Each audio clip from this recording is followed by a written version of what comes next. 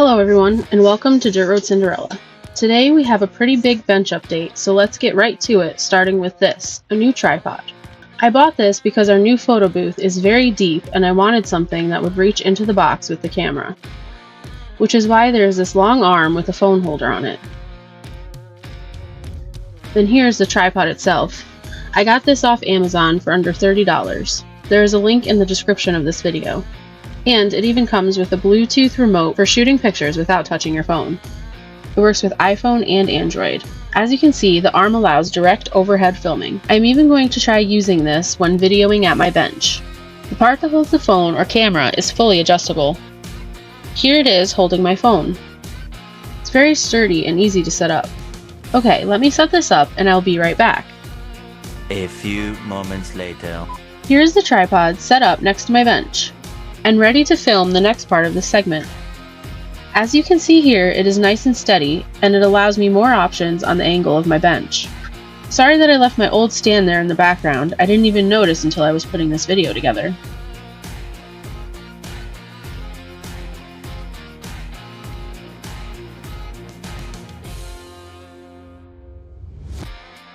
The next thing I have is a shop card shout out to Jimbo's Model Kits. Thank you, James, for the kind words on the back. James builds a little bit of everything, as you can see by his card. Please give his channel a look and a sub if you like what you see. Tell him Tiffany sent you.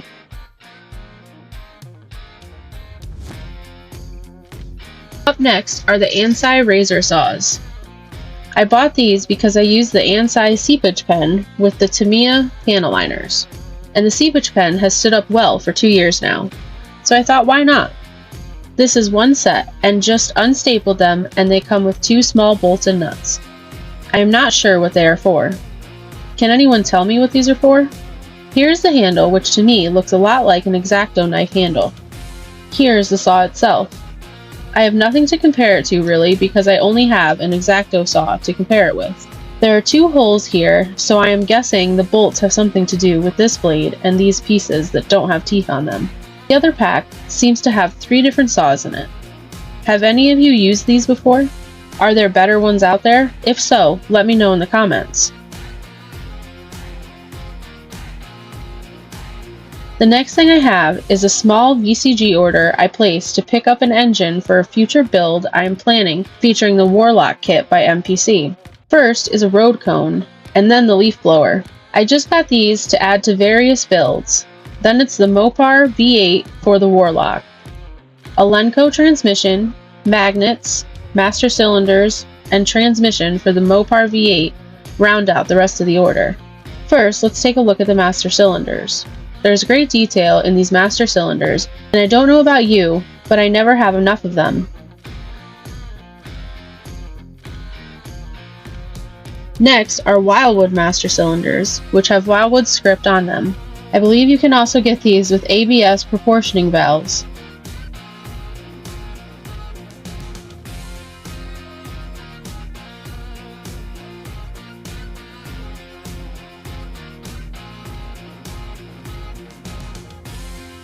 These tiny 2mm magnets are what I use to hold hoods in place and to help keep doors closed. They are very strong for being so small. Josh threw this road cone in the box because he thought I was getting details to add to a truck bed, and that the cone would make a good addition. I think he was right. Now I would like to show you the leaf blower.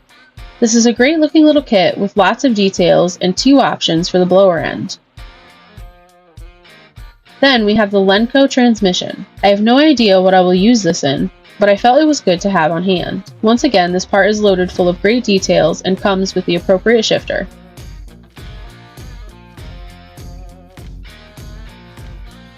Moving on, we come to the big block Mopar V8 that I got for the Warlock build. First, we have the block and heads featuring all the holes you need to plumb and wire this engine. There are 3 valve cover options: the 413, 426, and a stock smooth version, and the exhaust manifold. Back here is the Max Wedge dual quad intake and this little valley pan, which goes right here on the top side of the block. As it spins, you can see all the great details in this engine kit. And this is just part of the kit.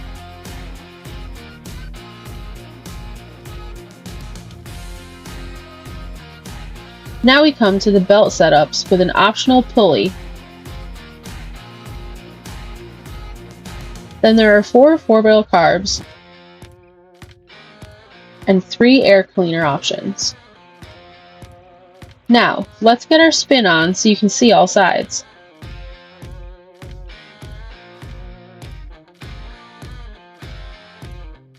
These are the last parts of this max wedge kit: a timing chain cover, water and fuel pumps, a breather, oil filter, alternator, coil, and power steering pump.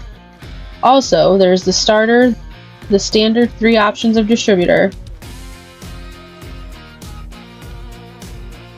this little piece over here that I'm not 100% sure what it is, and this tiny devil here. There's little need to worry when you don't know what a part is. Someone can most always tell you. And if not, then most of the time, its location becomes clear during assembly.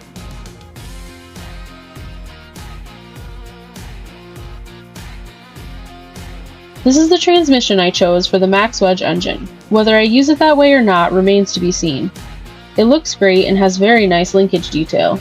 That wraps up the 3D parts. While I get ready to show you kits, a side project, and a mini grinder, please hear these words from our sponsors. Sponsor Spotlight. Are you a passionate modeler, constantly searching for that perfect intricate detail to bring your miniature masterpiece to life? Do you dream of crafting scale models so accurate they could be mistaken for the real thing? Then it's time to discover VCG Resins by Reese. VCG Resin specializes in providing the highest quality, most unique, and incredibly detailed resin parts and accessories for your 1/24th and 1/25th scale model cars, trucks, SUVs, and even your custom dioramas. Modelers can find everything from intricate engines and suspension components to realistic wheels and essential diorama accessories, all designed to bring their miniature masterpieces to life. Are you ready to elevate your next build? Please visit vcgresins.com and don't forget to use our discount code DRC1024 at checkout for 10% off your order. At Scale Finishes, they specialize in high-quality automotive-grade paints, clears, and primers designed to bring your scale models to life. Their authentic colors and premium products provide a flawless finish every time. Visit scalefinishes.com and use our discount code Cinderella10 at checkout to receive 10% off on your order. Welcome back, and thank you for sticking with us. Now, I want to show you this 32 Ford kit that Chris from Chris's House of Plastic sent me. Chris knows that next to Dodge Darts and Bumpside Fords, the 32 Ford is my all-time favorite car. I am stoked that this one comes with the Duval-style windshield, another favorite on Roadsters, but I have never had one for a kit. From stock to custom, a 32 is just awesome. And what a great hot rod, rat rod, or custom they make. Elegant yet aggressive. This one is 127 pieces and comes with a supercharged V8. Simply a great kit. Thank you, Chris. I am truly blown away by your generosity. Chris has become a very good personal friend to me and my family that he sent gifts to everyone. I did not film the minis and stuff. I apologize about that, Chris. However, Bug will be adding them to her Paintings by Bug page on Facebook, and the kid is deep into wood burning the boxes you sent her, and that this one is yours, and it's still a work in progress. Burning by hand isn't the fastest of processes. Thank you again, my friend. The next kit came from Kyle at RKD Scaleworks, because he knows how I love to build engines. This is a Fujimi Enthusiast kit, and I am totally stunned at this kit. It is amazing. I know that both Josh and Kyle regard these kits with high esteem. What a beautiful little Porsche. This is a 1990 release, and today would draw a fairly high price.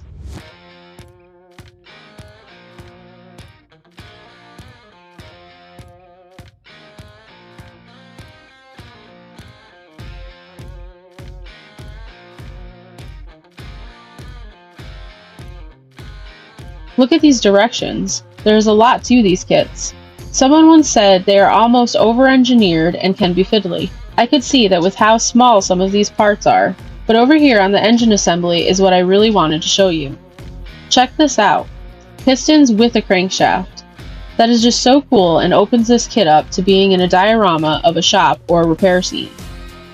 This is such an amazing kit, I almost don't want to build it. Though I am sure that is what Kyle intended, so at some point I will build it. Any ideas on how I should build it? I would be glad to hear your thoughts. I will unbox this when I'm going to build it. Until then, it stays sealed. Thank you so very much, Kyle, and that doesn't cover it. This may just be the crown jewel of my stash at the moment. Such an amazing kit you have given me.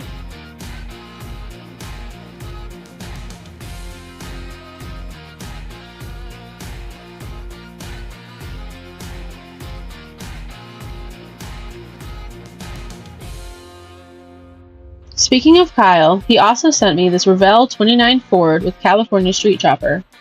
No, you aren't seeing double. I will be casting some of these motorcycle parts for my motorcycle project. Once I have cast the parts, I will send this back to Kyle with some casted parts. I should be making molds this coming week. Also, I was speaking with my friend Joe from the Dspaie Model Workshop, and he is sending me the 80 Monte Carlo, which has a motorcycle in it, and I'm going to see what I can cast off of that as well. I think I may have started down a rabbit hole. Thank you, Kyle and Joe. I truly appreciate the help with this project of mine. You guys rock. Okay, one last thing to show y'all before I go. This came to me as a birthday present from Josh. It's a Dspaie rotary grinder. It's a very nice little box, and inside we find 2 more boxes. One with a charge cable and the other housing the grinder.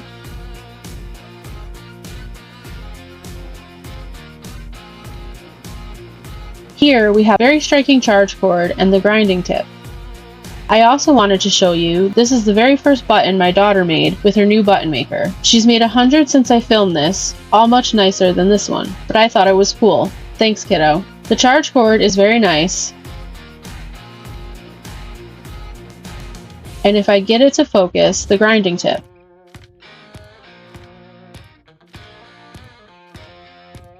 Okay, let's see the tool itself. Once again, a beautiful red finish, just like the sander I showed you a few weeks back. On the end here is the charging port and the Allen tool to change the tips. There are 2 set screws on this collet, which is a little odd, but seems to work just fine in the end. Set the tip in there and tighten the screws.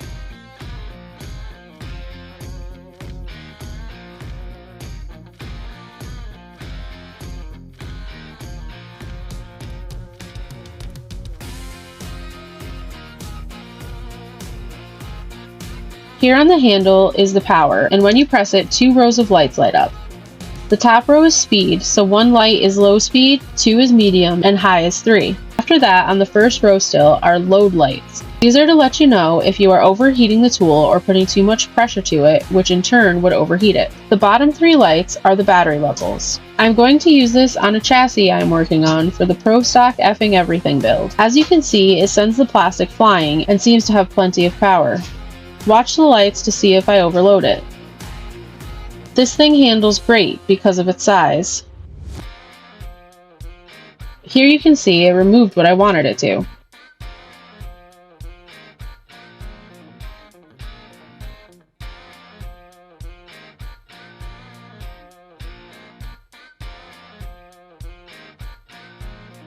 Now I will run it on high and try to hold it so we can see the lights.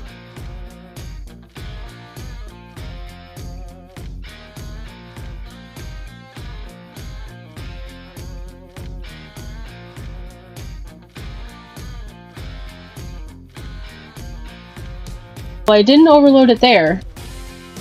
Let's try a hunk of styrene and just hog onto it. First medium, and you can see if I really push, the lights move up the bar, telling me about the load, but it never topped out.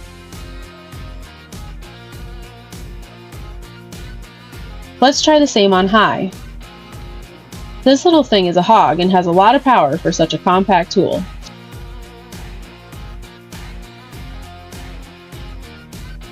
Thank you, Josh. I truly love this thing.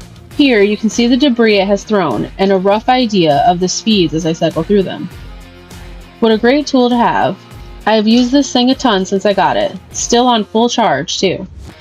Y'all should get one of these. It even grinds with the tip, allowing you to reach into places our fingers won't. And that wraps up all I have for today. Thank you for sticking with us. Have a good week. Later, y'all.